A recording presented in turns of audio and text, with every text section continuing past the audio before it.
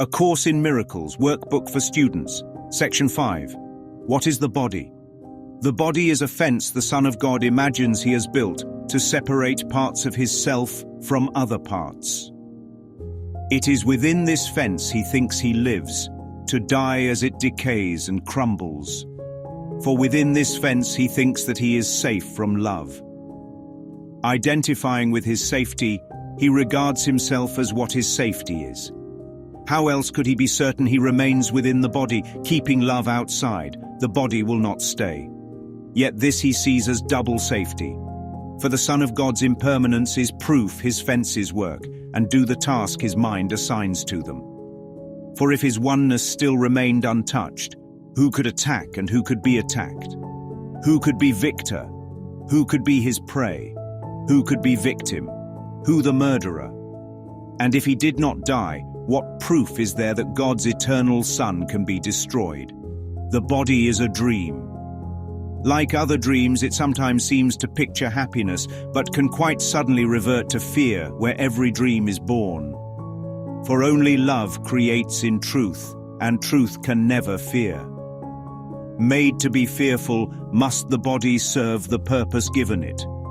But we can change the purpose that the body will obey by changing what we think that it is for. The body is the means by which God's Son returns to sanity. Though it was made to fence him into hell without escape, yet has the goal of heaven been exchanged for the pursuit of hell. The Son of God extends his hand to reach his brother and to help him walk along the road with him. Now is the body holy. Now it serves to heal the mind that it was made to kill. You will identify with what you think will make you safe. Whatever it may be, you will believe that it is one with you. Your safety lies in truth and not in lies. Love is your safety. Fear does not exist. Identify with love, and you are safe. Identify with love, and you are home. Identify with love, and find yourself. The fence. A Course in Miracles teaches that the body is a fence the Son of God imagines he has built, which means it is a mental boundary that seems real only because the mind believes in it. A fence is a barrier that marks a boundary, controls access, and prevents escape, and that is exactly how the ego uses the body, drawing a line around a private self, limiting the flow of love, and blocking the mind from remembering its source. Inside the fence, the mind thinks it lives, which signals uncertainty, not knowledge, because truth needs no defenses or borders. The dictionary also calls a fence a dealer in stolen goods, and that is the ego's trade, taking the ring of identity from God, then reselling a counterfeit self made of flesh, stories, and roles. Tattooing, adorning, and idolizing the body is like painting the fence and polishing the lock while fearing every other fenced yard, mistaking decoration for safety. Identifying with the fence, the mind concludes, fence equals me, and then calls exclusion safety, even as loneliness and suspicion prove the cost of that bargain.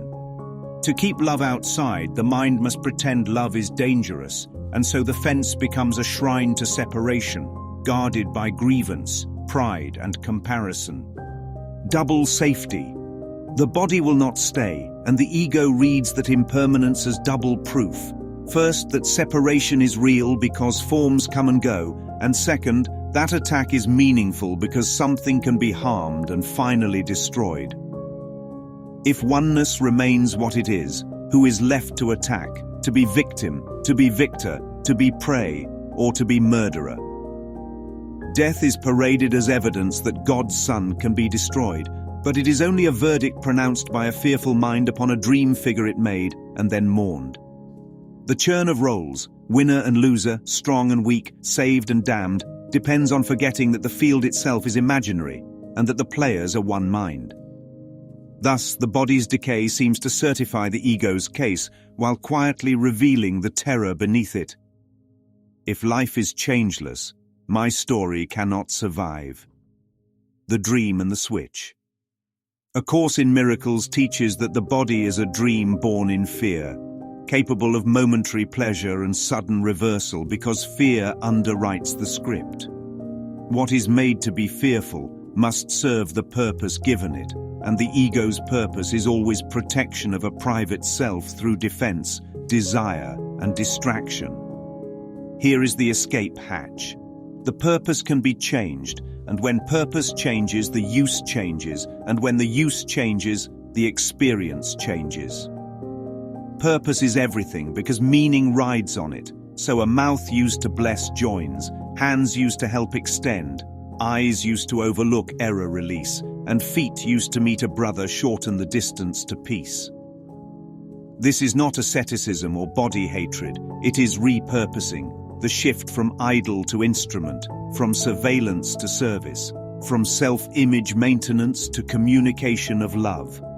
Pleasure and pain lose their tyranny when the question, "What is it for?" is placed before every choice, and the answer is kept simple: to join, to forgive, to remember love. From prison to passage. Though the body seemed a fence around a private hell, it becomes the means by which the Son of God returns to sanity when the goal shifts from separation to healing. The symbolic gesture is plain. A hand extended to a brother is the mind extending to itself, and the road becomes shared ground rather than contested space. Now the body is called holy, not because matter turns sacred, but because the mind uses it for a holy purpose, undoing guilt by demonstrating harmlessness and inclusion. What once seemed a kill switch becomes a lifeline, not by altering flesh, but by withdrawing the ego's orders and accepting the function of forgiveness. True safety and identity. Identification follows perceived safety, so whatever is believed to protect becomes the adopted self. And that is why fear-driven identities cling so hard to their armor. A Course in Miracles teaches that safety lies in truth, not in lies. Therefore, in love, not in fear, because only what is true can be depended upon. Love is safety because love cannot attack, cannot be attacked, and does not change, which means it requires no bars, no passwords, no fences. Submitted for consideration to a dimension not of muscle and bone, but of meaning and motive, where fences rise from frightened thoughts and fall at a single act of joining. A traveler arrives at a gate he built and locked from the inside, pockets full of keys that never fit, until one simple purpose turns the bars into air. Next stop, not the twilight zone, but the light beyond all zones, where love is the only boundary, and it has no edges. Fear does not exist in truth, so when the mind identifies with love, home is remembered, and the capital S self is recognized as the only fact that ever was. Practice is straightforward. Pause, ask, what is it for? Change the purpose to joining, and let the body follow orders it was never designed to resist. Each repurposed moment weakens the case for separation and strengthens the memory of shared identity until the fence is seen as a chalk line on the ground, easily stepped over because it was never there. Integrating the 5-in-1 move. Call the body a lens, not a law, a tool, not a truth, a pointer, not a prison, and let every encounter become an assignment in gentle undoing. When the purpose is love, perception edits itself, symbols rearrange, and a quiet certainty replaces the frantic guarding of a private yard. The mind that changes purpose changes world, because the world it sees was only the echo of what it wanted to be true. And when love is accepted as the only safety, identity settles into what cannot be lost, and the question, what is the body, fades with the night. Communication replaces concealment, extension replaces defense, and the fence is reinterpreted as a temporary walkway out of fear rather than a permanent wall.